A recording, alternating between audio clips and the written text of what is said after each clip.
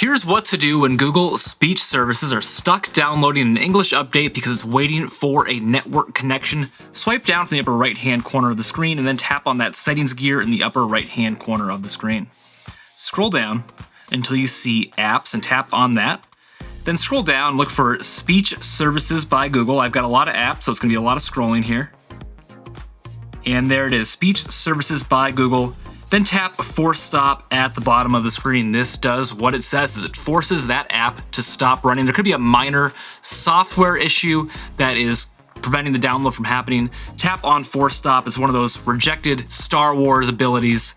Force stop, nobody wanted that one. My powers have doubled since the last time we met, Count. So if this fixes the problem, great. If not, we got a couple more tips for you. Let's go back to the main page of the settings app. One below apps, tap on general management, then tap text to speech, then tap preferred engine. Select Samsung text to speech engine. By choosing the Samsung text to speech engine, we're not using the speech services by Google, therefore it won't be downloading those updates and getting stuck waiting for that network connection.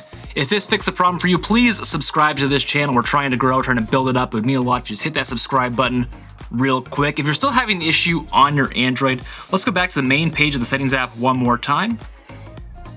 And we're gonna scroll up and tap on Google. Scroll down and tap on settings for Google Apps. Then tap search assistant and voice. Then tap on voice. And then tap on offline speech recognition and tap auto update in the upper right hand corner of the screen. Select do not auto update languages. You can't get stuck downloading an update if we don't let it start to begin with. That's what we're doing by selecting do not auto update languages. Now, if you had auto update languages over Wi-Fi only, there could be a Wi-Fi issue with your Android. So if you go back to the main page of the settings app, scroll up and tap on connections.